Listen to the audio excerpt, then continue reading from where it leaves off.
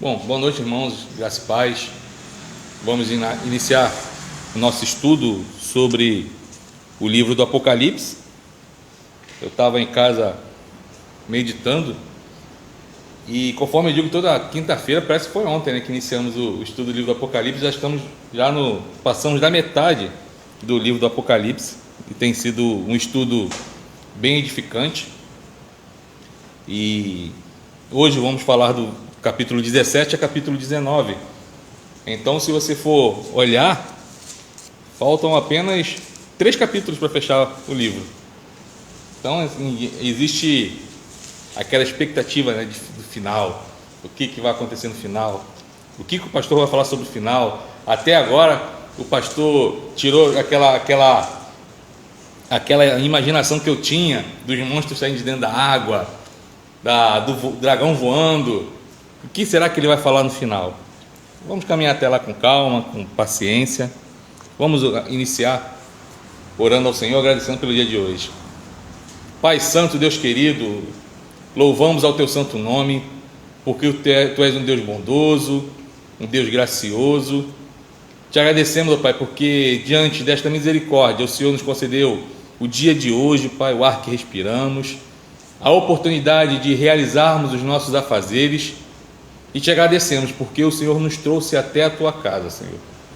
Te peço que, em nome de Jesus, o Senhor abençoe cada irmão que está aqui presente, cada irmão que está através da transmissão, que as Tuas bênçãos sem medidas sejam derramadas sobre cada um nessa noite, Pai. Te peço também que o Senhor venha iluminar os corações, para que, ao ouvir a Tua palavra, possa, Senhor, compreender e assim, Pai, aplicar também na vida diária. Essa é a oração que eu faço, no nome de Jesus Cristo. Amém. Então, semana passada, eu estou aqui ainda com a minha cola aqui da semana passada, falando sobre as 7 taças, tá? Foi do capítulo 15 ao capítulo 16. Então, para os nossos irmãos que estão vindo hoje, o tema central desse estudo é Apocalipse, uma mensagem de esperança. Por quê? Porque muitas pessoas falaram, pastor, eu não leio o Apocalipse porque dá medo. Dá medo, porque um meteoro que cai, não sei o quê, e é só coisa terrível. Mas até esses jornais que a gente compra na banca aí, que na hora que você abre, só desgraça. E nós viemos mostrar a nossa intenção, humilde intenção. Como eu já disse antes, eu não sou nenhum expert em literatura apocalíptica. A nossa intenção é, juntos, né, mostrarmos e aprendermos que o livro do Apocalipse é um livro que traz esperança, porque foi um livro escrito num momento de perseguição da igreja. João escreve para as igrejas da Ásia Menor, mas ali não são só as 7, né? Tinha mais igrejas, mas ele pega aquelas 7 para mostrar o que o Senhor ia fazer em relação à perseguição. Eles são perseguidos por causa de Domiciano, querem que eles adorem a ele como um Deus, e eles negam, alguns negam, outros não. A gente vai ver hoje, nesse texto de hoje, que alguns não negaram, se curvaram perante Domiciano, o imperador, vão receber o castigo merecido, e aqueles que não se dobraram foram perseguidos, são mortos, e a perseguição é ferrenha. E Jesus, ele narra esse livro para que João escreva, para que leve uma mensagem de esperança. Qual é a mensagem de esperança que o Apocalipse traz? Trouxe não só para aquela época, mas para nós hoje em dia, que ele está no controle de tudo. Nada passa desapercebido aos olhos do Senhor. Então o Senhor, ele olhou, viu aqueles nossos irmãos que morreram, foram torturados, foram mortos, foram perseguidos, sofreram sanções onde eles estavam. Então muitos ficaram desempregados, muitos não puderam comprar, conforme nós vimos, né, a marca da besta. Muitos não puderam comprar, muitos não puderam vender, e essa perseguição, ela trouxe só desgraça. Mas no fundo, quando o Império Romano achou que ele era vitorioso, foi ao contrário. quando eles acharam que os irmãos que morreram, deram sua vida, derramaram seu sangue por causa de Cristo, eram derrotados, foi ao contrário também. Porque enquanto eles se achavam vitoriosos, o livro do Apocalipse mostra que eles são os derrotados. E com aqueles irmãos que morreram, que o Império Romano, que são as bestas, acharam que eles eram os conforme está lá no capítulo 14, se não me engano, que eles eram derrotados. Vimos semana passada que eles estavam no céu o quê? Vitoriosos, cantando louvores ao Senhor, aqueles que a besta tinha matado. Então é um livro que traz esperança para nós também hoje em dia, porque nós vemos que no Brasil não existe aquela perseguição falada, mas existe a velada. Existe a perseguição velada ao cristianismo. Então, no dia que vier, se Deus permitir que a gente passe, ou se Ele nos levar antes, ou se Ele voltar antes, não importa, mas o intuito é o quê? Nos fortalecermos e reconhecer que Ele está no controle de tudo. Mesmo que a gente passe perseguição, mesmo que coloque um fuzil na nossa cabeça e fale, ou negue ou morre, e a gente fala assim, não vou negar, a gente vamos perder a vida aqui não, né? Nós vamos ganhar a vida, porque estaremos no céu com o Senhor. Então esse livro traz essa mensagem. Então chegamos hoje no capítulo 17 a 19, que ali vimos a Babilônia, né? Que fala da queda da grande Babilônia. Então vamos fazer a leitura dos 3 capítulos. São capítulos pequenos, tá? Não são capítulos grandes, são em média 18, 24 e 21 versículos. Então vamos fazer a leitura agora, tá bom? Então os irmãos abram lá em Apocalipse, capítulo 17. Tudo bem, Manuel? Tudo bem? E aí, vem, Ragerão? Apocalipse, capítulo 17 a 19. Vou fazer a leitura, peço aos irmãos que acompanhem, tá bom? Veio um dos 7 anjos que tem as 7 taças e falou comigo dizendo, vem, mostrar-te-ei o julgamento da grande meretriz que se acha sentada sobre muitas águas, com quem se prostituíram os reis da terra, e com o vinho de sua devassidão foi que se bebederam os que habitam na terra. Transportou-me o anjo em espírito a um deserto e vi uma mulher montada numa besta escarlate, besta repleta de nomes de blasfêmia, com 7 cabeças e 10 chifres. Achava-se a mulher vestida de púrpura e de escarlata, adornada de ouro, de pedras preciosas e de pérolas, tendo na mão um cálice de ouro, transbordante de abominações e com as imundícias da sua prostituição. Na sua fronte achava-se escrito um nome, um mistério: Babilônia, a grande, a mãe das meretrizes e das abominações da terra. Então vi a mulher embriagada com o sangue dos santos e com o sangue das testemunhas de Jesus, e quando a vi, admirei-me com grande espanto. O anjo, porém, me disse: por que te admiraste? Dir-te-ei o mistério da mulher e da besta que tem as 7 cabeças e os 10 chifres e que leva a mulher.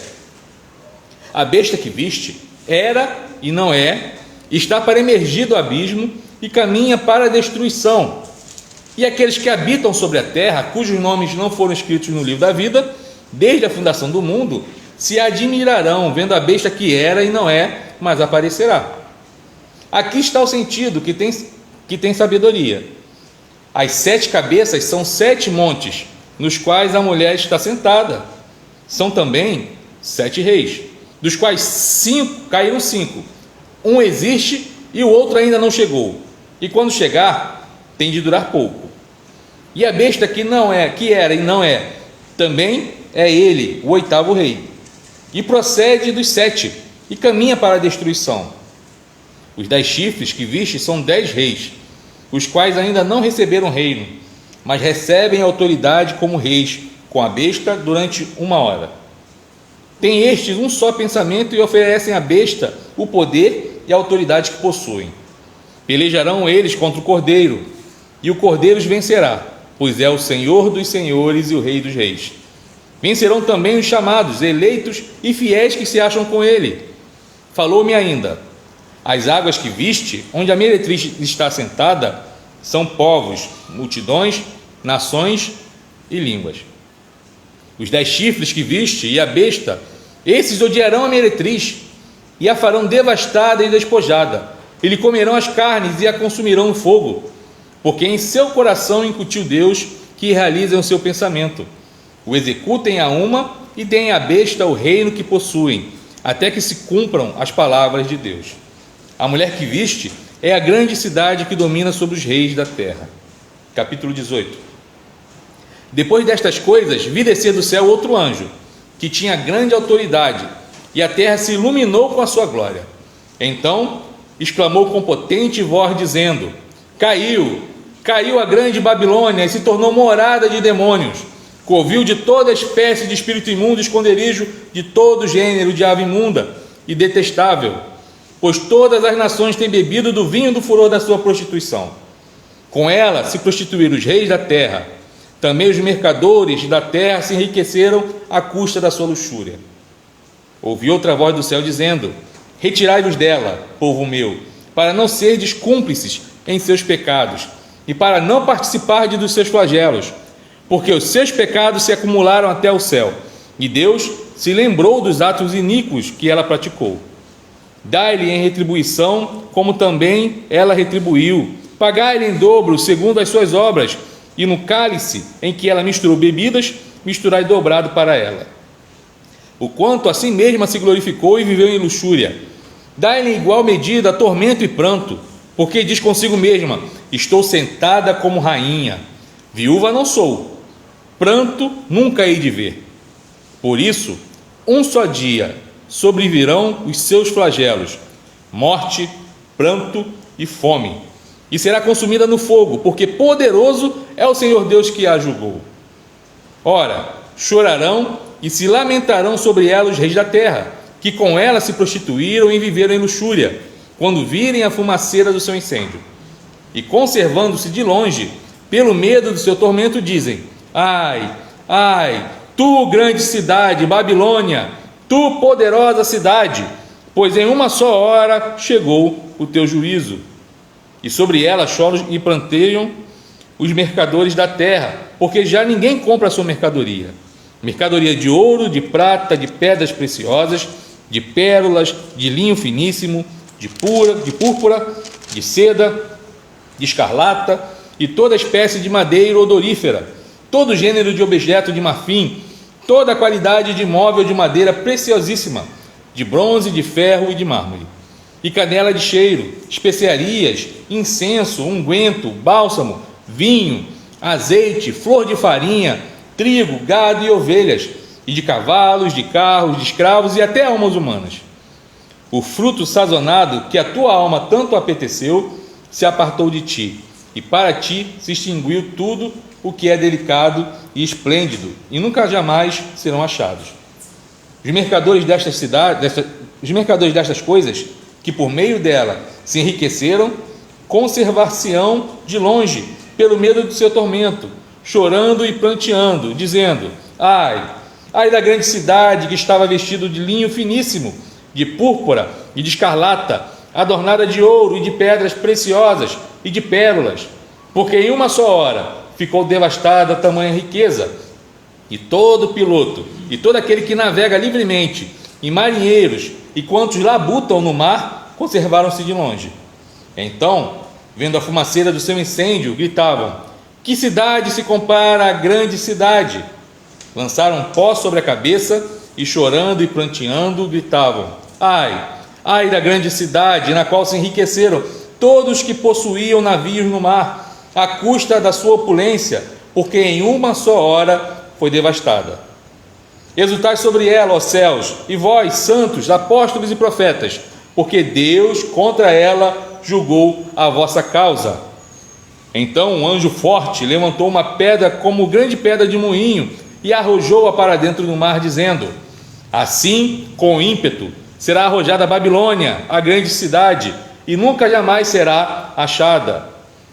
E voz de arpistas, de músicos, de tocadores de flautas e de clarins, jamais em ti se ouvirá, nem artífice algum de qualquer arte jamais em ti se achará, e nunca jamais em ti se ouvirá o ruído de pedra de moinho. Também jamais em ti brilhará a luz de candeia, nem voz de noivo ou de noiva, jamais em ti se ouvirá.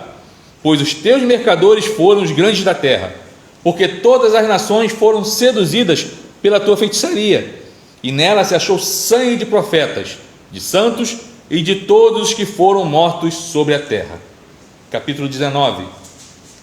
Depois destas coisas, ouvi no céu uma como grande voz de numerosa multidão, dizendo: Aleluia! A salvação e a glória e o poder são do nosso Deus, porquanto verdadeiros e justos são os seus juízos, pois julgou a grande meretriz que corrompia a terra com sua prostituição, e das mãos dela vingou o sangue dos seus servos.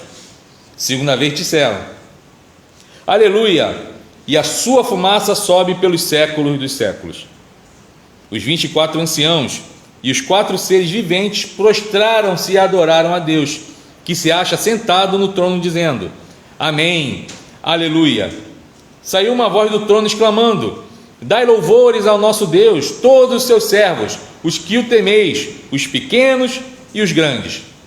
Então ouvi uma como voz de numerosa multidão, como de muitas águas e como de fortes trovões, dizendo: Aleluia, pois reina o Senhor nosso Deus, o Todo-Poderoso. Alegremo-nos, exultemos e demo-lhes a glória, porque são chegadas as bodas do Cordeiro, cuja esposa a si mesma já se ataviou. Pois lhe foi dado vestir-se de linho finíssimo, resplandecente e puro, porque o linho finíssimo são os atos de justiça dos santos.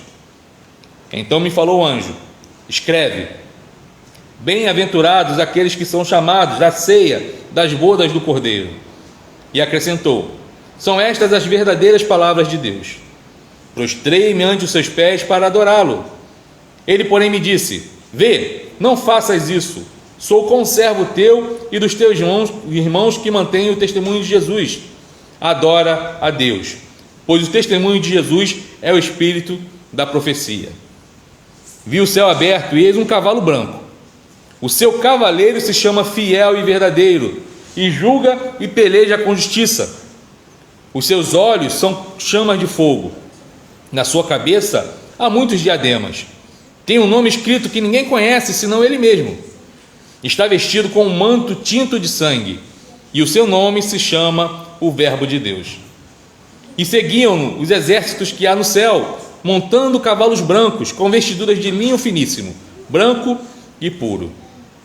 Sai da sua boca uma espada afiada, para com ela ferir as nações, e ele mesmo as regerá com cetro de ferro, e pessoalmente pisa o lagar do vinho do furor da ira do Deus Todo-Poderoso. Tem no seu manto e na sua coxa o nome inscrito: Rei dos Reis e Senhor dos Senhores. Então vi um anjo posto em pé no sol, e clamou com grande voz, falando a todas as aves que voam pelo meio do céu: vinde, reuni-vos para a grande ceia de Deus, para que comais carnes de reis, carnes de comandantes, carnes de poderosos, carnes de cavalos e seus cavaleiros, carnes de todos, quer livres, quer escravos, tanto pequenos como grandes. E vi a besta e os reis da terra com seus exércitos, congregados para pelejarem contra aquele que estava montado no cavalo e contra o seu exército. Mas a besta foi aprisionada, e com ele o falso profeta, que com os sinais feitos diante dela, seduziu aqueles que receberam a marca da besta, e eram os adoradores da sua imagem. Os dois foram lançados vivos dentro do lago de fogo, que arde com enxofre. Os restantes foram mortos com a espada que saía da boca daquele que estava montado no cavalo, e todas as aves se fartaram das suas carnes. Palavra do Senhor. Então, nós vimos, vamos ver se os irmãos que estavam aqui vão lembrar, tá? De alguns personagens que tem aqui no Apocalipse que nós explicamos. A besta, quem é a besta? Tem uma besta que surge do mar, tem uma besta que surge da terra.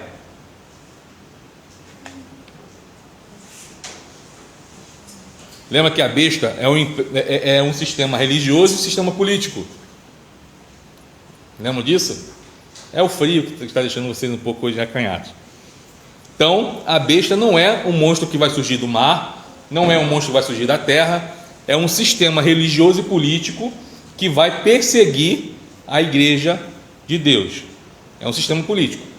Alguns falavam que tinha debaixo do chapéu de um determinado líder religioso o número 666, outros falam que na cadeira onde ele se assenta. Nós vimos que o livro do Apocalipse é um livro simbólico, não significa que vai ter esse homem que vai fazer isso, tá? É um sistema, e nós vimos que é o sistema que domina o mundo, tá? Que é contra Cristo.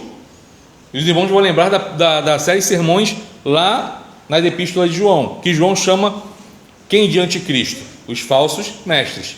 Então ele fala, esses são os anticristos. Por quê? Anticristo significa aquele que é contra Cristo. Então, o nosso mundo, e naquela época, tá, também, existiam os sistemas que já dominavam o mundo. Ali o mundo, a gente não pode também generalizar que o mundo ali era reduzido só ao Império Romano, tá? Existia um comercial, eu era criança, então você sabe que foi muito tempo, né? É muito tempo. Que dizia o quê?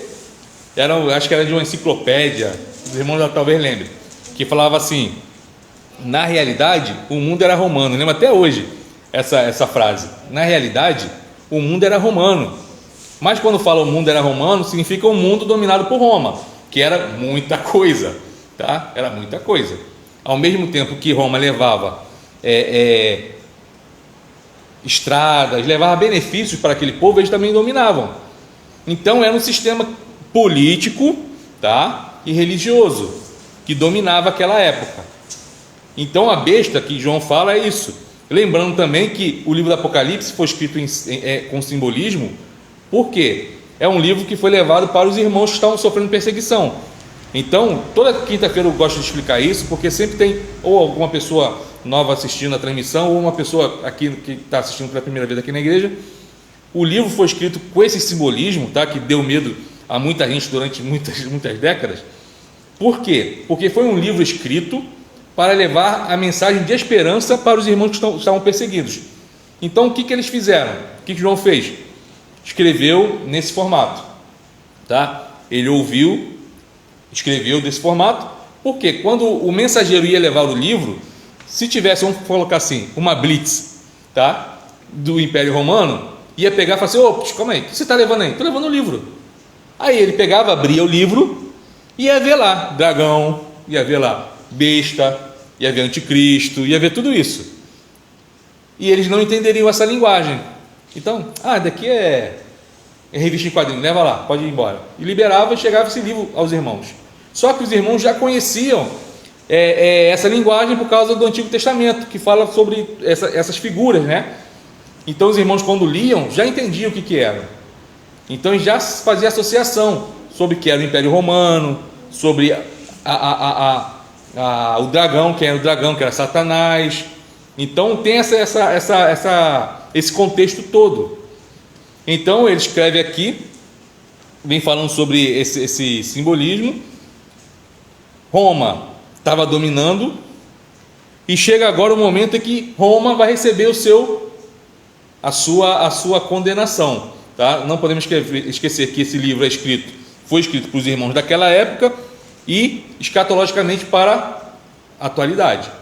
Então, mas pastor, então significa que isso aqui só aconteceu lá, não acontece mais? Não, também é um livro escatológico, mostrando que Deus ele está no controle, tá? A besta está solta. Nós vimos que o 666 não fala assim, um sinal que vai ter na mão, vai ter na testa. Isso não está dizendo que vai ser um chip, vai ser a Coronavac, vai ser a vacina da Corona. Não é nada disso. O sinal da besta, nós vimos que é o quê? Aquele que se prostra diante desse sistema para adorar, tá? E aquele que se prostra diante de Deus. Logo, quem é amigo de Deus, quem não é. Porque é notório. A pessoa olha para quem não serve a Cristo e sabe que não serve a Cristo. Esse é o sinal da besta. E aqueles que não servem a Cristo, olha para aqueles que servem a Cristo e identifica logo. Pronto. Vai chegar um dia que aqueles que não têm a marca da besta não vão poder vender nem comprar. A gente já pode ver isso no Oriente Médio. onde tem a perseguição aos irmãos nossos cristãos, que eles sofrem essas sanções. Eles não podem vender, não podem comprar, não podem estudar, são perseguidos, são presos. Nós vimos isso no dia 30 de maio, quando nós tivemos o DIP, né? Domingo da Igreja Perseguida. Pessoas que ficam, às vezes, décadas presos, a família passando necessidade, o governo não libera nada porque serve a Cristo. Esses têm a marca de quem? A marca de Deus, que Apocalipse fala, a marca de Deus.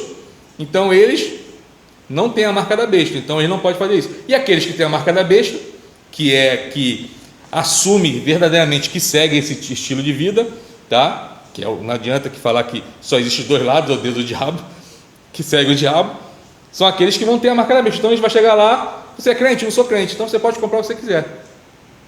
Pronto.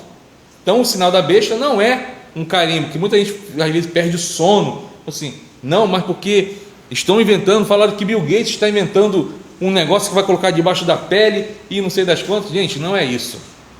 Não é isso, tá? Muita gente, um tempo atrás, falaram que o CPF já era a marca da besta, que era papel, todo mundo lembra, né? Eu não lembro que eu sou novinho, então não é da minha época. Que era papel, depois passou para quê? O CPF? Cartão com tarja magnética. Eu me lembro de uma época que falavam que dentro daquela tarja magnética tinha os códigos de barra, que era o 666. Trabalhei num lugar que trabalhava com tarja magnética e não tem nada disso, tá? A tarja magnética nada mais é do que uma tinta magnética, que ela é colocada, misturada, né? Agora deve ter outros modos de utilizar, que era colocado com uma resina, ou tipo uma tinta, que era impresso naquele local, tá? Ou outros que colavam ali e pronto. Era só aquilo que tinha aquele magnetismo, que chegava, era codificado, tinha um código, não era código de barra, não era 666 e pronto. Então assim, eu vi e posso comprovar que não era aquilo. Outras pessoas já falam que agora está uma identidade, que um cartão que vai vir sua identidade, vai vir CPF, vai vir tudo seu. Então, eu que sou esquecido, se eu esquecer em casa, esqueci todas as minhas documentações. Então, falando, não, também aquilo é a marca da besta. Irmãos, Apocalipse nos fala que a marca da besta é aquele que se curva diante de Deus, é aquele que se curva diante do governo, estou falando do governo desse mundo, né, que é do diabo, e aqueles que têm a marca de Deus é aqueles que servem a Deus. Pronto. Tá? Então, irmãos, podem dormir à vontade, pode dormir tranquilo, que amanhã não vai chegar um chip na tua casa falando que se você não colocar esse chip, você não vai fazer mais nada. Tá bom? Daí o que nós vimos através da palavra aqui. Então hoje chegamos sobre a derrota, tá? Estou aqui meia hora falando na introdução. Então na introdução de hoje nós vamos ver o quê? Que no último estudo observamos como as taças da cólera de Deus caíram sobre os que têm o sinal da besta, está aqui no capítulo 16, 2, e sobre a Babilônia, que era Roma, tá? No texto de hoje estudaremos com mais detalhes a derrota de Roma, da besta e do falso profeta. Então com isso notamos como os inimigos de Deus e da igreja vão sendo derrotados um por um. Nas taças, a ênfase estava sobre os que têm a marca da besta, tá? No texto de hoje, vemos a vitória sobre Roma, a besta e o falso profeta. A besta que sobe do mar, está no capítulo 13. E finalmente, no próximo estudo, é apresentada a derrota do diabo, semana que vem, tá bom? Então, também nesta sessão se apresenta o período que cobre toda a história. A descrição de Roma no capítulo 17 se dá dentro do momento em que João vivia, sendo o seu presente. Já o capítulo 18, que descreve a queda de Roma, apresenta o futuro, quando Deus realizará um juízo na história sobre essa cidade. E no capítulo 19, vemos o futuro dentro de uma perspectiva escatológica, no contexto da segunda vinda de Jesus, quando ele aprisionará a besta e o falso profeta e os lançará no lago de fogo, lugar onde passará a eternidade em tormentos. É importante notar que a partir deste ponto, a ênfase recai sobre o futuro. Então vamos ver que a partir do capítulo 20, do 19 para frente, é só futuro, tá?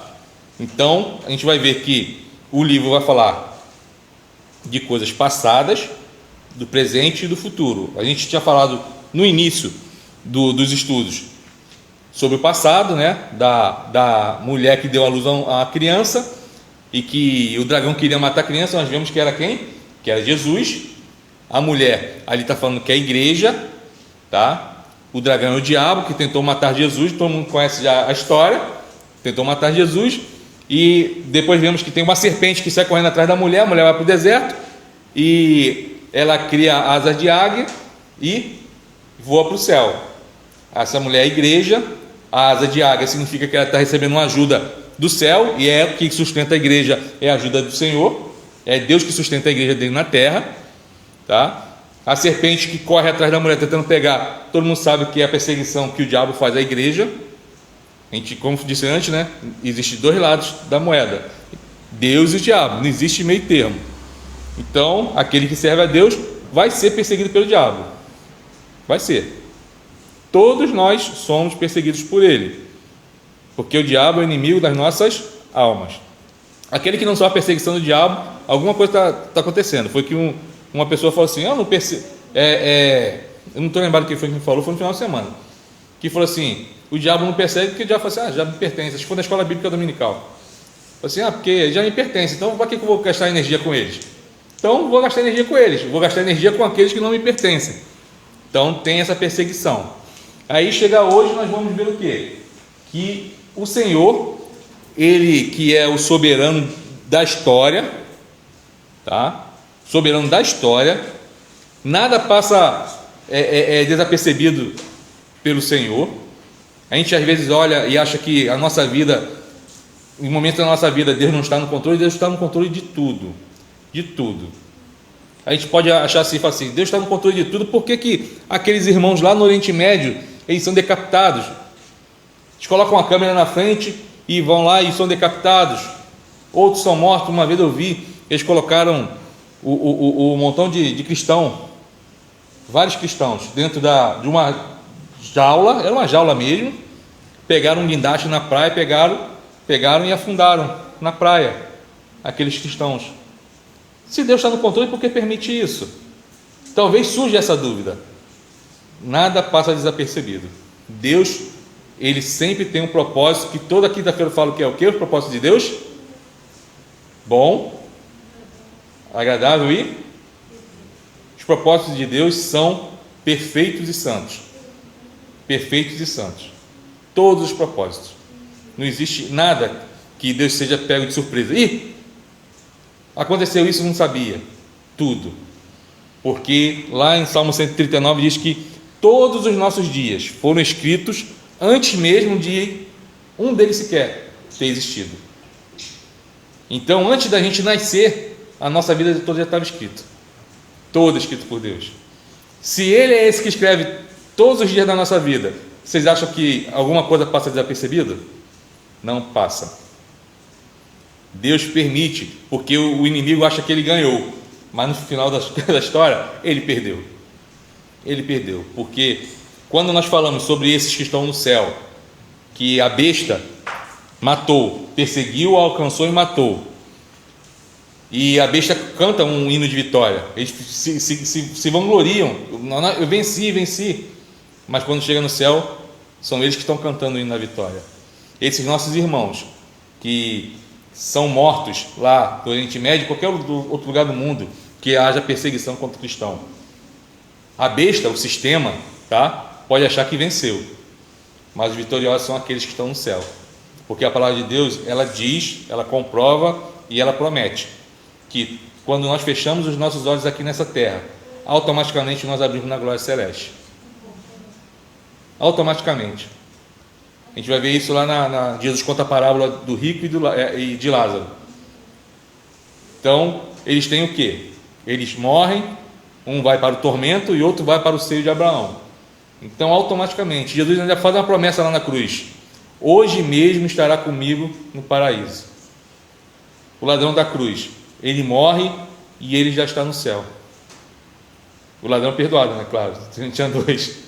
Alguns falam o ladrão bom da cruz. Automaticamente. Então é isso que nos dá esperança, saber que se nós morrermos agora, se por acaso a gente tiver um infarto, ou cair um meteoro na nossa cabeça, ou vier uma bala perdida e pegar a gente, o que nos tranquilizará é que a gente pode morrer aqui, mas automaticamente a gente vai abrir os olhos e a primeira imagem que a gente vai ver na glória é o Senhor. Existe derrota nisso? É vitória. É vitória. Imagine só, você, independente do modo que você for morrer, você morrer, vem um sofrimento, mas na hora que você fecha os seus olhos aqui, você vai abrir, vai ouvir o Senhor assim, ó, servo bom e fiel, vem. E é isso que acontece. Então, Roma, ela vai ser destruída. O sistema que persegue a igreja hoje em dia, até a volta de Cristo, também vai ser derrotado. Deixa eu falar menos aqui. Então, este capítulo tem a seguinte estrutura: descrição de Roma, a grande meretriz, capítulo 17, a queda de Roma e suas consequências, capítulo 18, louvor no céu pela destruição de Roma, do capítulo 19, do 1 ao 10, e o aprisionamento da besta e do falso profeta, do 11 ao 21. Tá? Então a gente vai ver agora a descrição de Roma, a grande meretriz, do capítulo 17, que nós já vimos. Deixa a Bíblia aberta, tá? No capítulo 17, que como toda quinta-feira nós fazemos, a gente vai falando e vai mostrando as referências, tá bom? Então o objetivo dessa descrição no capítulo 17 é mostrar com detalhes o porquê tal cidade é destruída, porque Roma é destruída. Então o que acontece? O anjo vai fazer o quê? Logo no verso 1, vai trazer uma revelação para João, tá? Ele vem te falar assim, ó, vem que eu vou mostrar o quê? Um julgamento. Que julgamento é esse? Da grande meretriz que se acha sentada sobre muitas águas. Então primeiramente vem uma visão de Roma, que é a meretriz, tá bom? Isso não significa, tá? A gente chegou um tempo atrás para dizer que não significa, tá? Nesse contexto aqui foi Roma. O nosso contexto atual pode não ser Roma, tá? Pode não ser Roma, porque eu até contei aqui que um tempo atrás as pessoas, existia os crentes, né? Os crentes e os católicos, e todo mundo ficava aquela animosidade, né? Pode ser, não, se fulano de tal é católico, apostólico, romano, não dá bom dia. Os filhos não podiam brincar juntos, porque eles eram católicos. E foi se criando essa animosidade, foi crescendo e crescendo, e todo mundo de foco só nessa religião. O que veio por trás, que hoje está dominando o mundo? Islamismo. Eu falei, né, que mais de 90% da França, que era um país protestante, lar dos huguenotes protestantes, hoje em dia mais de 90% é muçulmano. A África, alguns países da Ásia, região sul do Brasil, tem crescido bastante. Então assim, a estratégia do diabo foi o seguinte: botar o holofote em cima de um, enquanto todo mundo olha para aqui para o holofote, ele está fazendo o quê? Crescendo outros. Então pode ser Roma, como pode ser o islamismo, como pode ser qualquer outro tipo religioso que vai tentar dominar o mundo. Então a gente não pode falar assim, não, o pastor está falando de Roma, mas aqui Roma eu estou falando da época que foi escrito o Apocalipse. O nosso tempo, tá? Pode ser qualquer outra religião, tá bom? Só para deixar claro isso. Então Roma é a meretriz, pode ser qualquer outra religião, vai ser a meretriz, tá? Então a gente vai ver que essa indicação aqui é claro, que é Roma, porque a gente vai ver mais à frente. Então as suas vestes estão que adornadas, porque vai enfatizar o quê? A sua realeza e sua riqueza, tá? Então a gente pode ver que Roma, ela tem isso, né? Essa suntuosidade. Então ela está sentada sobre a besta, que é o Império Romano. Então a Roma, ela tem o Império Romano, tá? Que vai fazer o quê? Vai perseguir aos cristãos, aos profetas, aqui está escrito, aos profetas, aos santos, aos profetas, santos e testemunhas, está ali escrito, tá? Então aqui está mostrando que é ela que governa. Então o centro de todo o mal que havia no mundo de então estava voltada para Roma, tá? Voltada para Roma. Então sua última e principal característica é estar embriagada com o sangue dos santos. A gente vai ver lá do verso 6, tá? Aí o anjo ele mostra quem é essa meretriz, fala quem é a besta. Nós vimos que é o Império Romano, lembra? Que um era um sistema religioso, outro era um sistema político. Então Agora ele vai mostrar o que? A interpretação dessa visão, a partir do verso 7, e vai até o verso 18, tá? Vai pegar do 7 até o final do capítulo 17. Então ele identifica quem é a besta. Então aqui ele diz algo que é interessante, que ela era e não é. Olha só, ela era e não é, está para emergir do abismo. Então assim, ela era, não é e vai ser. Mais ou menos isso que está falando aqui. Ela era, não é, está para emergir. Só que a gente vai lembrar que quando nós falamos sobre a besta, tá? Nós falamos sobre uma figura que tinha uma profecia sobre essa figura. Os irmãos vão lembrar, tá bom? Eu sei que está frio, mas os irmãos vão lembrar que nós falamos que Nero, ele foi idolatrado. Nero, ele foi idolatrado, e quando ele morreu, tinha uma profecia dizendo que Nero ia ressuscitar. E Nero não ressuscitou. Mas quando chega Domiciano, o imperador Domiciano, ele tem as mesmas atitudes que Nero. A gente não pode esquecer que quem tocou fogo em Roma foi Nero. E ele fez o quê? Acusou quem? Quem? Os cristãos. Então ele coloca a culpa nos cristãos, tá? E Nero era devasso, ele era louco, né? A própria história diz que ele era louco. E Domiciano surge, imperador Domiciano. Só lembrando também que eu falei semana passada, tá? Não foram todos os imperadores que perseguiram a igreja, tá? Não foram todos. Para a gente não generalizar, que toda generalização não é sadia. Então, aí surge quem? Surge Domiciano, que toma a mesma postura de Nero. E o que acontece? As pessoas, quando olham Domiciano tendo as mesmas atitudes de Nero, falaram que era Nero que tinha ressuscitado. É como se Nero tivesse não ressuscitado, tá? É como se ele tivesse incorporado Domiciano, porque Domiciano representava tudo que Nero era. Tudo que era de ruim era Domiciano. É tanto que o que acontece no livro do Apocalipse, se a gente for olhar lá as cartas do Apocalipse, as 7 igrejas, vamos ver que tem gente lá que morre dentro de um touro de bronze. Eles constroem Antipas. Eles constroem um touro de bronze, tá? Colocam Antipas dentro e colocam fogo embaixo. Eu até falei que se você quer ter uma noção do que era esse touro de bronze, é a famosa churrasqueira bafo. Todo mundo sabe, né? Que a churrasqueira você coloca lá, coloca a carne, tu fecha e ela vai ser assada pelo vapor. Antipas morreu assim. Aí quando chega Esmirna, tem Policarpo, que 86 anos tocam fogo em Policarpo, colocam ele lá, fazem uma fogueira com ele. Esse era o tipo de perseguição que eles estavam passando. Olha só a crueldade. Então as pessoas olhavam para Domiciano, é ele, é Nero. Nero reviveu. Então por isso que fala que a besta, ela era, não é, está para emergir. Então ele era, isto é, exerceu seu reinado, não é, desapareceu, está para emergir, quer dizer, surgirá no futuro para governar o império. Então para os cristãos, ele representava o poder demoníaco do Império Romano. Então o verso 9, vocês vão ver aí, nos diz que o império, que é a besta, se identifica com a cidade de Roma, visto que as 7 cabeças da besta são 7 montes. Lembra que eu também falei, quando falamos sobre a besta, que quando falava de 7 cabeças, Roma tem 7 montes. Então daqui é explícito, tá? Quando João ele escreve sobre essas 7 cabeças da besta, significa que cada cabeça significa um monte que tem lá em Roma, tá? Se eu não me engano, a Catedral de Pedro, né? Que fala que a Catedral de Pedro fica numa das colinas chamada de Latrão, se eu não me engano, tá? Latrão. Então é uma das colinas que tem. Então a gente já está identificado aqui. Mas as 7 cabeças também são 7 reis.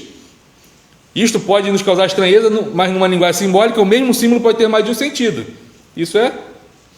Se você olhar, fizer assim para mim, se eu fizer assim para vocês, o que é isso aqui? Hã? Gente, eu sei que está frio, mas vamos falar mais forte. Cruz. Mas se eu falar para você que daqui é um sinal de mais, entenderam agora? O mesmo simbolismo tem 2 significados. Se eu fizer assim, é um X, mas não deixa de ser uma cruz. deixa de ser o símbolo de mais. Então o simbolismo tem várias interpretações. Então é isso que está escrito aqui. Então isso pode nos trazer uma estranheza, mas pode ter mais de sentido. Então o verso 10 vai nos mostrar o quê? Vai nos apresentar os detalhes desses reis, tá? 5 caíram, um existe e o outro ainda não chegou. O que isso significa então, pastor? Parece charada, né? Aquele que era, não é e que vai vir. Agora um que já foi, um que é e outro que ainda não chegou. Então vamos ver aqui. Alguns tentam fazer um levantamento histórico sobre quem eram esses reis, tá? Mas não chegaram a lugar nenhum sobre isso, tá bom?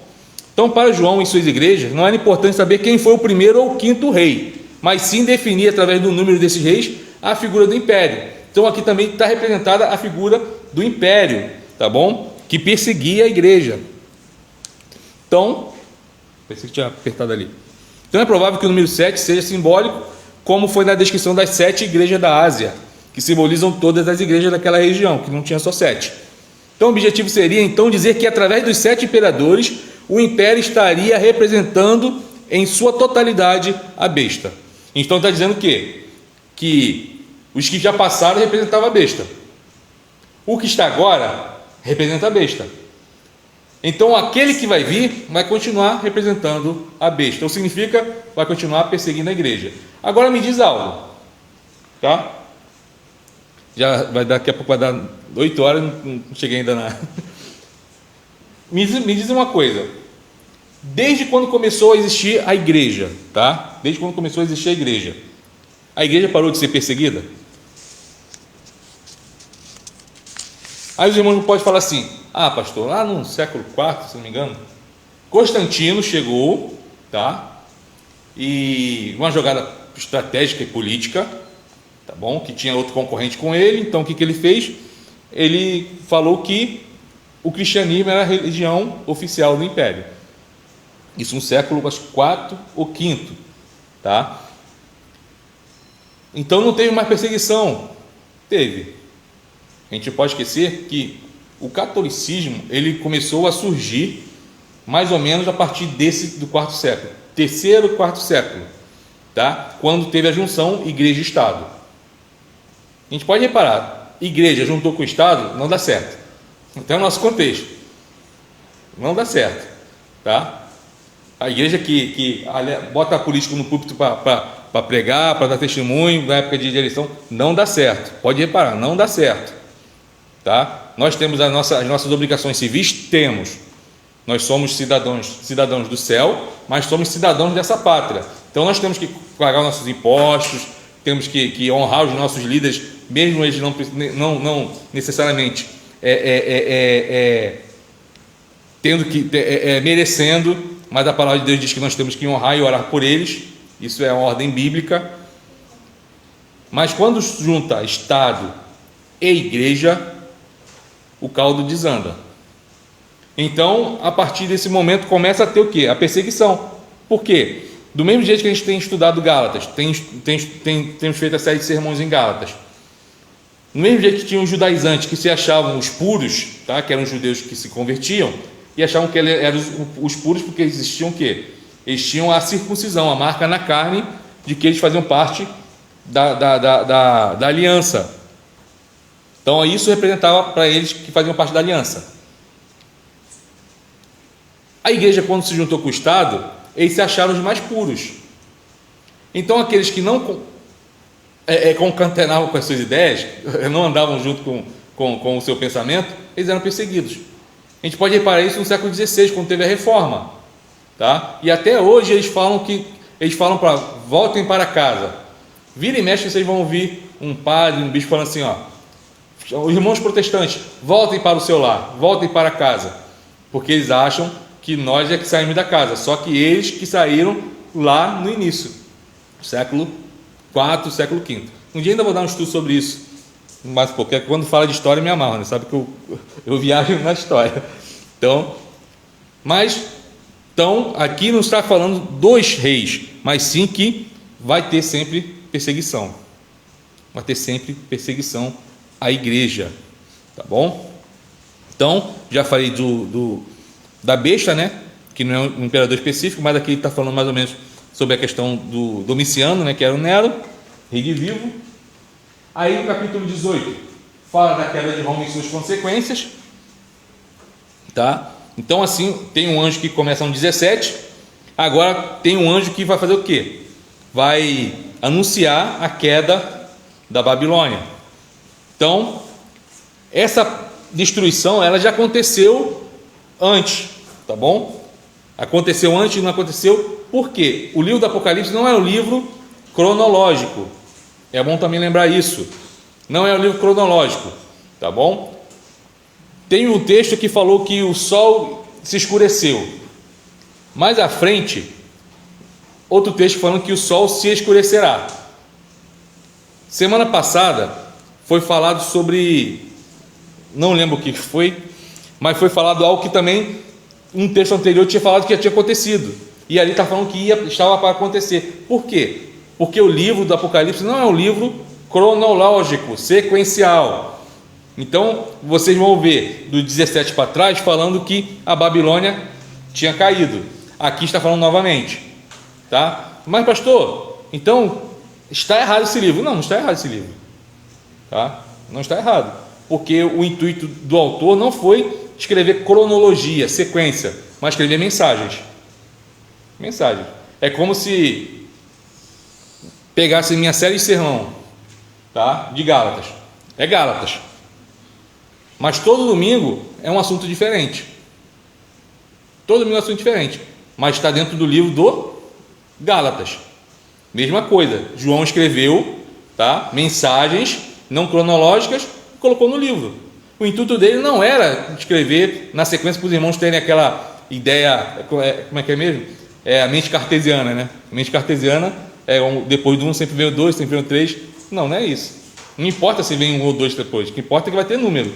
Então ele pode colocar o 3, pode colocar o 5, pode colocar o 2, mas sabe que depois sempre vai ter um número. Essa que é a intenção, tá?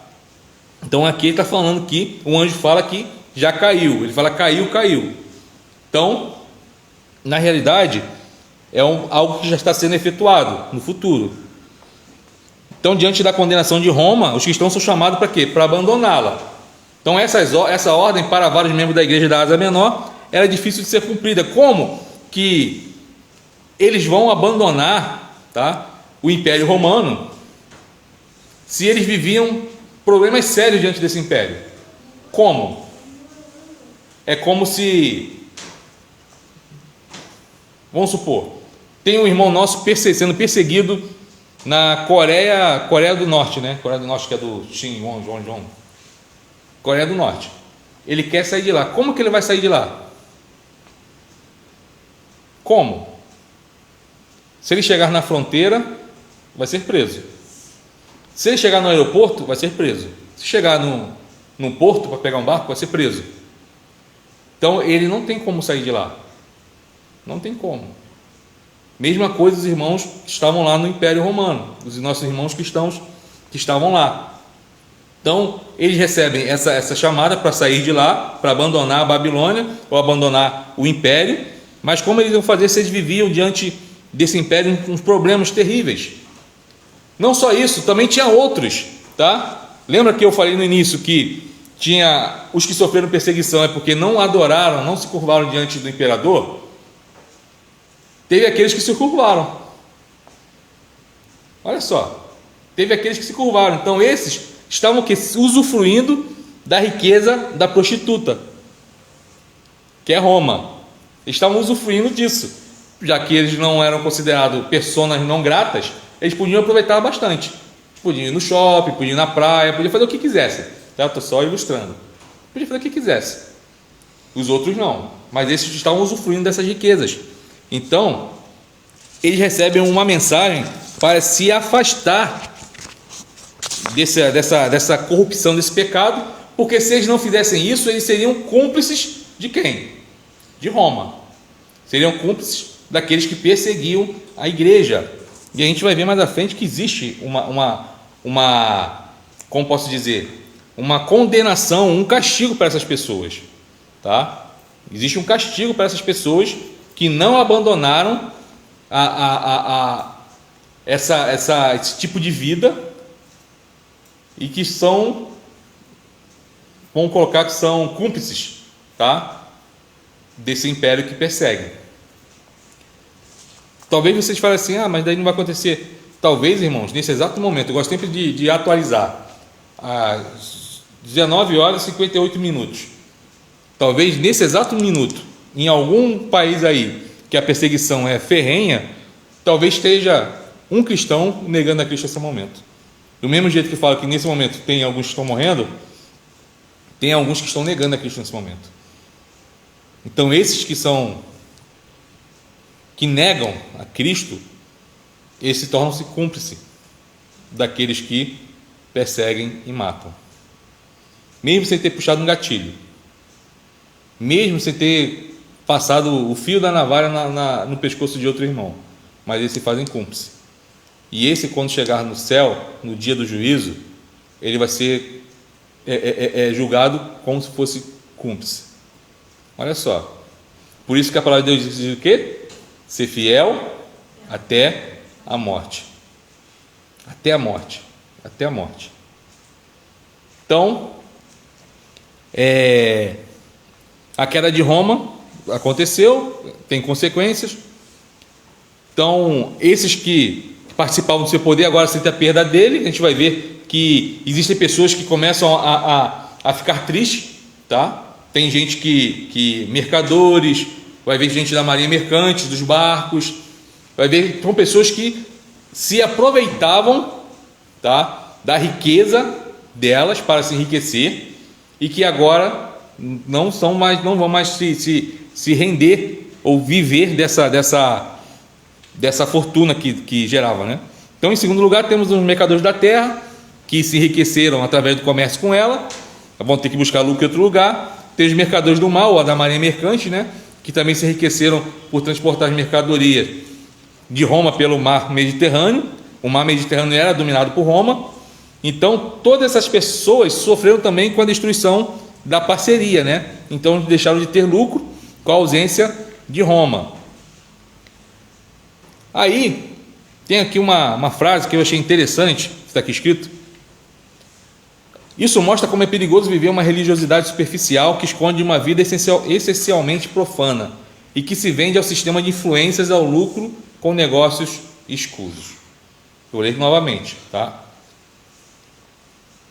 Isso, vou pegar um pouquinho mais à frente, tá? Mais atrás. Então, todas essas pessoas sofreram com a destruição da sua parceira, né, que dava dinheiro, deixaram de ter lucros. Então, pode ser que entre elas se encontrassem cristãos. Então, isso mostra como é perigoso viver uma religiosidade superficial que esconde uma vida essencialmente profana e que se vende ao sistema de influências, ao lucro com negócios escusos. Aí surge a pergunta: hoje não será assim também? Hoje não será assim também? Será que não existe pessoas que se dizem cristãs, tá? Que têm uma vida apenas superficial, religiosa, apenas superficial, que esconde verdadeiramente seu interior totalmente corrompido, sujo, onde não quer se arrepender disso tudo, que se vende ao sistema de influências? A gente pode ver, tá, recentemente, tá, na nossa história, alguns políticos se diziam cristãos, que na hora que passou a Lava Jato, encontram-se hoje atrás de grades. Isso é para mostrar como a palavra de Deus é atual. Pessoas que se renderam. Não vou citar nomes que não tem só um. Existem aqueles que estão na mídia, mas com certeza existem outros que não estão na mídia, tá? Não estão na mídia. Mas são pessoas que se deixaram o quê? Se venderam por influências, por ter lucros com negócios escusos e que viviam uma vida religiosa superficial. A pergunta não é sim, quem é? A pergunta é: eu me pareço? A pergunta que nós temos que fazer: eu me pareço? Porque às vezes pode não ser um cargo político, às vezes pode não ser, não sei, qualquer outra coisa, mas eu posso ter a mesma atitude que essas pessoas. A mesma atitude. Quando nós nos vendemos por algo que eu sei que não vai agradar a Deus, eu estou vivendo igual esses mercadores aqui. Então, a palavra de Deus sempre nos ensina que nós temos que fazer o quê? Todo dia repensar a nossa vida cristã. Todo dia. Por quê? Porque se eu vou ter que pensar hoje, eu repenso hoje, vejo onde está errado e tento consertar, para que eu seja um filho melhor para Deus, para que eu seja um cristão melhor. Amanhã eu tenho que repensar de novo. Não é porque eu repensei hoje e vi onde está errado que amanhã eu vou estar certo, amanhã eu posso achar outra coisa. Então todo dia, isso é buscar santificação. Isso é buscar santificação. O que eu fiz de errado hoje que desagradou a Deus? Me arrepender, confessar. Amanhã, com certeza não vai ser a mesma coisa, mas eu tenho que pensar, o que foi que desagradou a Deus hoje? Ou o que está desagradando a Deus agora, nesse momento? Me arrepender e confessar. Porque a palavra de Deus diz que todas as vezes que nós confessamos, nos arrependemos e confessamos, existe quem? Um advogado, que é Jesus Cristo. E diz que se nós confessarmos nossos pecados, Ele nos perdoa e nos purifica. Olha só a promessa. Então, voltando para o texto, então novamente aparece uma declaração da condenação de Roma. Aí agora aparece o quê? Os motivos pelos quais Deus agiu assim. Aí no verso 23, vocês vão ver que vai falar que foi por causa da feitiçaria sobre as nações da terra. Essa feitiçaria aqui não é algo de magia, tá, irmãos? Não é nada de magia. Fala assim, porque Roma, então significa que a Igreja Católica por trás faz uma magia. Não é isso não, tá? Não é nada disso, tá bom? Aqui está falando da magia, uma sedução que é exercida sobre os cristãos, para quê? Tentar seduzir. Não é isso que o mundo faz com a gente todo dia? Lembra que eu falo que a besta é o sistema que rege o mundo? Não é isso que o mundo tenta fazer com a gente todo dia? Me diz uma coisa, o pecado bate na tua porta feio? O pecado não vai bater na sua porta feio. Não adianta que não vai chegar, você vai chegar feio, vai chegar bonito. Fala assim, não, é bom, pode provar que é bom. É bom, vai lá. Nunca. Eu falo que o diabo nunca vai aparecer na sua porta fedendo enxofre com chifre e todo vermelho. Ele vai aparecer lá, ó, um modo bonito, igual esses filmes tem aí, né? Tem filme, tem seriado, mostra o diabo lá, Lúcifer, né? Bonito, cara galã, né? Até modelo e tal. Ele vai aparecer assim. O pecado vai aparecer bonito.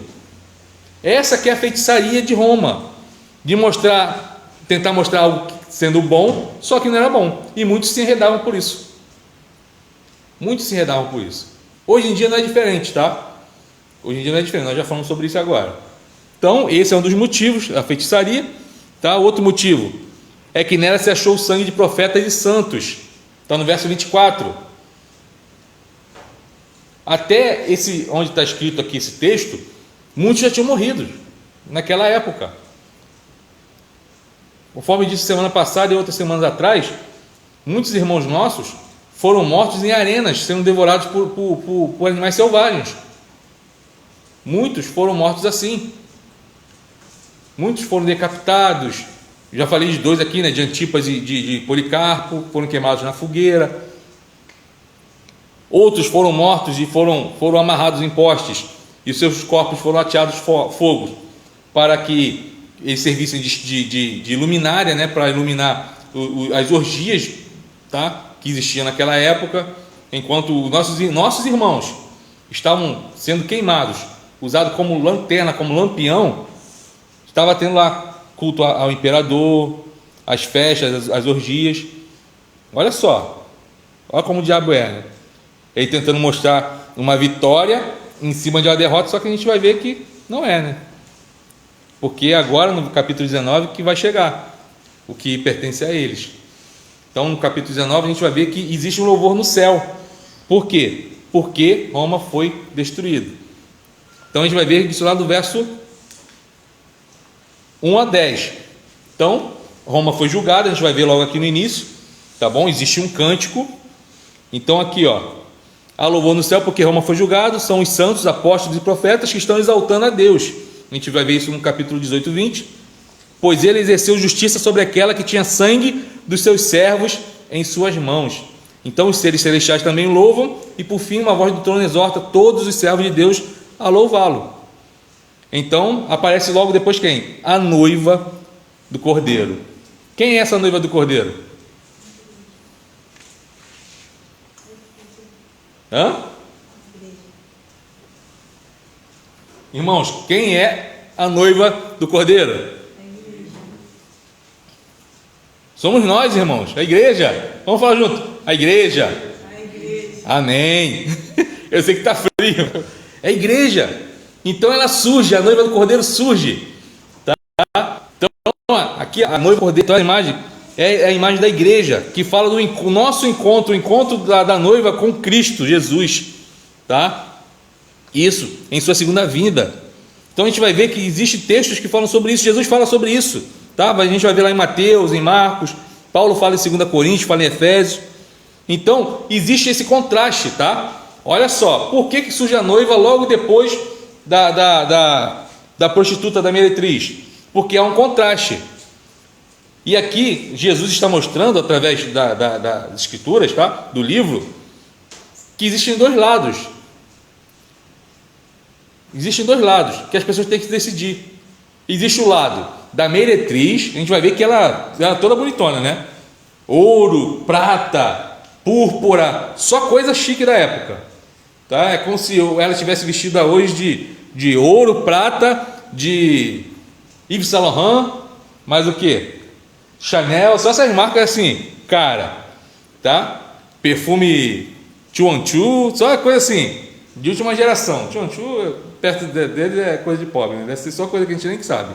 São palavras inefáveis. Então assim, ela aqui, com toda a sua sedução, e aqui a noiva do Cordeiro. A noiva do Cordeiro. E aqui fala que ela está vestida de quê? De branco, mostrando que a santidade. Aí surge a escolha. Qual lado que você quer? Você quer se deleitar das coisas que o mundo oferece, que o sistema oferece, tá?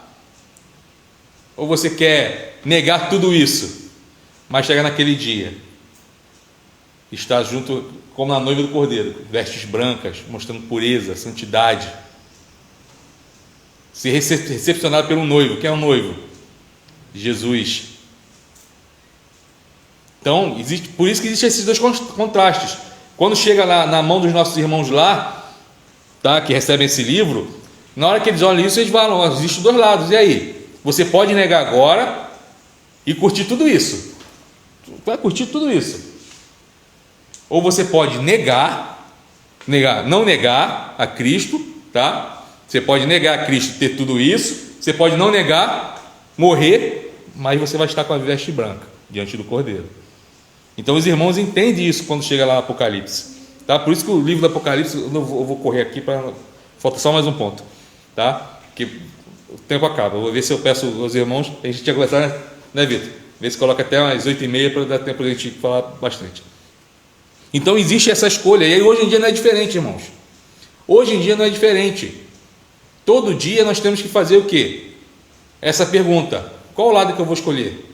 Eu posso muito bem escolher o mundo, ter tudo que eu acho que é bom, que é agradável, mas um dia isso vai ser ruim, porque há caminhos que para o homem parece perfeito, mas o final dele é só o quê? Só morte. Só morte. E eu posso muito bem falar: não quero, e viver para Cristo, mesmo que isso me leve a perder minha vida. Então essa escolha também bate a nossa porta todos os dias, irmãos. Então existe isso aí, vem a noiva, então é usada. Então aqueles que não se deixaram levar pela sedução de Roma, e teve aqueles que se mantiveram fiéis a Jesus, que constitui a igreja pura, sem mácula, a noiva do Senhor. Então esses serão recebidos com amor pelo noivo e viverão com ele. Aí no verso 9 do capítulo 19 existe o que? São bem-aventurados Aqueles que têm se deixado levar pela prostituta estão com ela no inferno para sempre. Então, enquanto aqueles que são chamados a ceia da boda do Cordeiro são bem-aventurados, que eu já expliquei o que significa bem-aventurados. Bem-aventurado é mais que feliz, tá? É mais que feliz. É como se você estivesse esperando um presente, tá? Presente. Pegar o casal aqui, tá? Como exemplo. Aniversário de casamento. Aniversário de casamento. Aí vocês falam assim: poxa, a gente queria receber no aniversário de casamento. Queria um exemplo, tá? Um exemplo. Queria uma TV de 70 polegadas, aquela que parece que a imagem sai da televisão, que o personagem sai da televisão, que parece até que está do seu lado. Queria ganhar uma televisão dessa. E vocês dois falam assim: é verdade. Aí do nada, tá? Por providência divina, no dia do aniversário vem uma pessoa, assim, um amigo, um familiar, fala assim: ó, aqui de presente de casamento para vocês, ó, pelos seus 20º aniversário de casamento, e te dá uma televisão daquela. Aí vocês dois vão chegar lá, vão abrir. Na hora que vocês olham aquilo lá, a felicidade vai ser assim: ó, ganhamos. Será essa? Poxa, amor, ganhamos. Olha só, a gente queria tanto. Não vai ser. Vai ser aquela alegria que você não consegue conter no coração. Você não consegue, você quer correr para o lado, quer subir no teto, quer fazer tudo isso. Essa bem-aventurado é esse mais que feliz. Então, bem-aventurados é esse mais que feliz. Então, aqui está falando que aqueles que são chamados à boda do Cordeiro, esses são mais que felizes. Mas, em compensação, aqueles que se deixaram se levar pela prostituta, vão com ela para o inferno para sempre. Aí, vimos que existe a descrição de quem é, a queda, tá? O louvor pelo que aconteceu com ela, e vemos agora o aprisionamento da besta e do falso profeta, que eu não vou demorar. Aí vem a segunda cena, que é a partir do verso 11, tá? Do verso 11, que vamos ver que existe, fala da segunda cena, da segunda vinda de Cristo, perdão. Então temos uma continuação do aprisionamento da besta e do falso profeta, que aqui a gente vai falar, né? Que é o Império Romano e a máquina estatal de promoção da adoração ao imperador, que está lá no capítulo 13. Então os irmãos depois leem lá o capítulo 13. Aí surge um cavaleiro. Quem é esse cavaleiro? Jesus. Então a gente vai ver isso, porque existe uma constatação. João ele escreve para mostrar para os irmãos lá que esse era Jesus. Por quê? Logo a primeira descrição, ele tem o que? Os olhos como chama de fogo. A gente vai ver isso no verso 12. Quando a gente vai ver lá no capítulo 1, verso 14, Jesus se apresenta assim: aqueles que têm os olhos como chama de fogo. Então é Jesus. Mas se não for, aí João coloca o quê? Coloca outra descrição. E agora fala aqui o que sai da boca dele: uma espada afiada. Está no verso 15. Então isso também está lá no capítulo 1, verso 16, Jesus falando que ele é que tem olhos como chama de fogo, que tem uma espada afiada que sai da sua boca. E logo no verso 13 fala que ele é quem?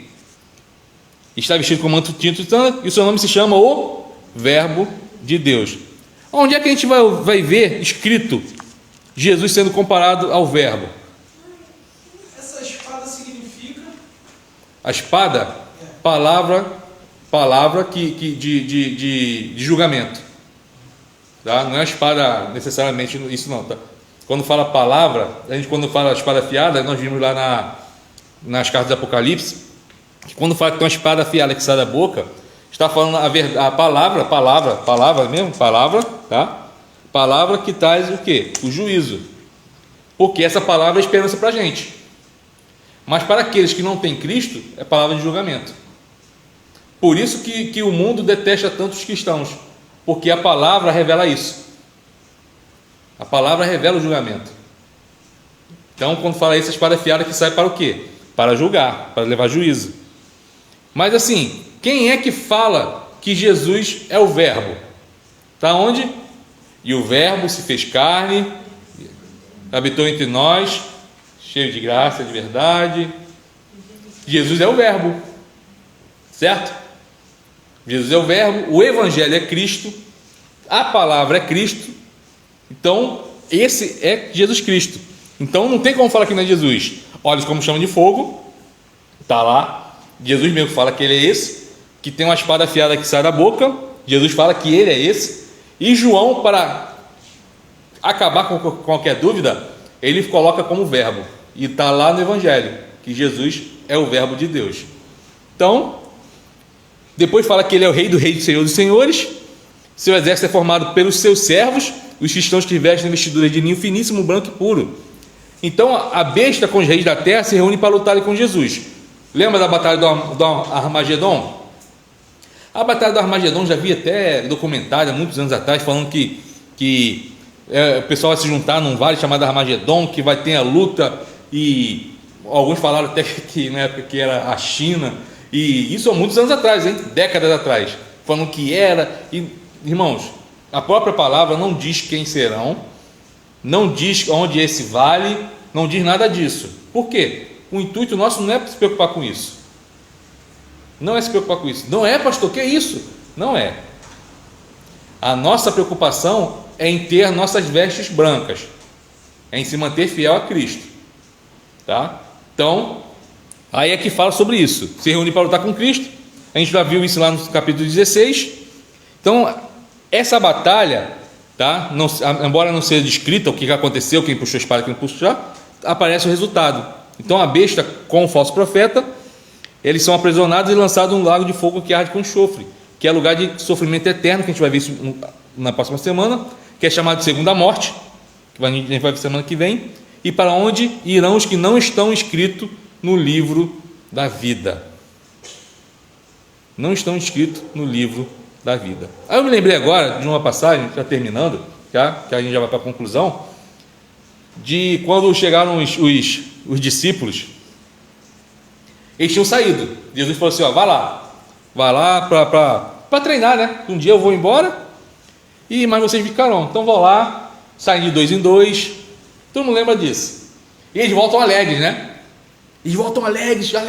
Senhor, em seu nome expulsamos demônios, curamos enfermos. O que Jesus fala para eles?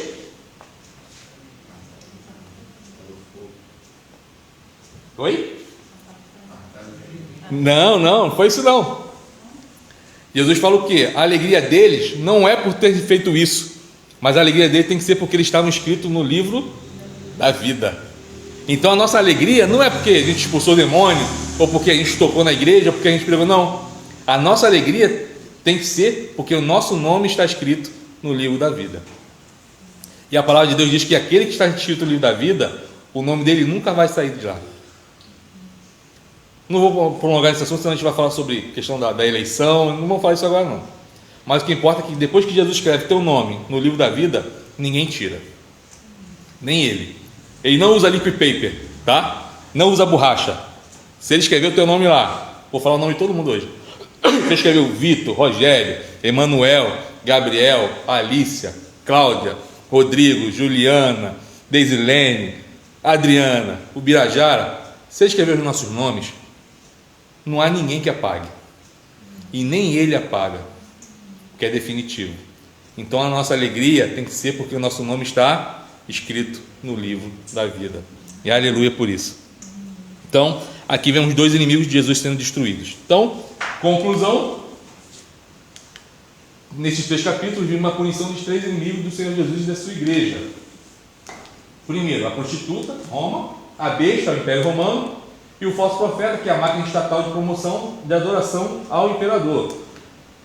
Os seguidores da besta já haviam sido punidos no capítulo 16. Essas imagens são importantes para, primeiro, fortalecer aqueles que sofrem e são perseguidos a fim de permanecerem fiéis ao seu Senhor. Segundo lugar, elas nos lembram que um dia aqueles que nos têm trazido lágrimas aos olhos e a morte serão punidos pelo Senhor Jesus na manifestação de sua justiça. Mas há um último inimigo a ser vencido, o dragão, Satanás. Isso a gente vai ver semana que vem. Então, assim, aqueles que perseguem a noiva de Cristo, um dia receberão a sua punição. O sofrimento que a gente passa aqui na terra, seja de qualquer espécie, tem a duração.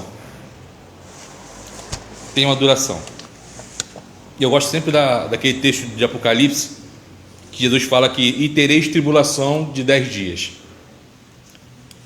E muitos falam que 10 dias significam 10 anos, e significa... Não. Quando João escreve 10 dias, significa que a nossa tribulação, ela tem um tempo limitado. Ela tem um tempo limitado. Ela tem um início e tem um final. 10 dias ali, 10 é o número inteiro. Então significa que tem um limite. Então a tribulação que você está passando, ela tem um tempo determinado por Deus. Não sei há quanto tempo. E não sei quando vai se resolver. Só sei de uma coisa: é Ele que está no controle. Porque Ele diz: eu sou o princípio e o fim, o alfa e o ômega. Princípio e o fim, significa que se Ele é o princípio e Ele é o fim, tudo que está no meio está com Ele, pertence a Ele.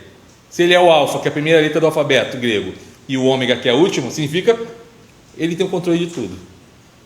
Então, acalme-se. Acalme seu coração, que o Senhor está no controle de tudo na nossa vida. Assim como nós vimos que Ele está no controle da história, da igreja, tá? Não esquecer que nós fazemos parte dessa história. Ele está no controle, Ele é o Senhor da história da igreja, Ele também é o Senhor da nossa vida. Amém? Vamos ficar de pé, agradecer a presença dos nossos irmãos, pedir perdão por ter me alongado um pouco, tá bom? Vamos pedir, Vitor, faça a oração final e depois vou estar impetrando a benção. Espírito Santo de Deus, eterno Pai, graças a Deus te damos por mais uma vez estarmos na tua casa para aprendermos um pouco mais de ti, aquilo que o Senhor tem nos proporcionado. Sim, Deus. Graças te damos pela noite de frio, qual o Senhor nos concede também, isso é dádiva do Senhor. Obrigado pelos irmãos que aqui vieram, Pai, que se disporam a vir, ser dádiva de ti também. Amém. Abençoa aqueles que estão em casa, Pai, que não puderam estar aqui. Abençoa aqueles que estão através da transmissão também, que vão ser alcançados através da transmissão. O Senhor possa ser com eles. Amém. Leva-nos para o nosso lar, guardado e protegido por ti. Dá-nos uma noite de paz, um restante de semana na tua presença. Fique conosco. Em nome de Cristo Jesus, eu oro e agradeço. Amém. Amém. Que a graça do nosso Senhor e Salvador Jesus Cristo, o amor de Deus, o nosso eterno Pai, as doces e eternas consolações do Espírito Santo repousem sobre vós, sobre vossos familiares e sobre todo o povo de Deus espalhado por toda a terra, não somente agora, mas para todos sempre. Amém. Uma noite abençoada, um final de semana abençoado.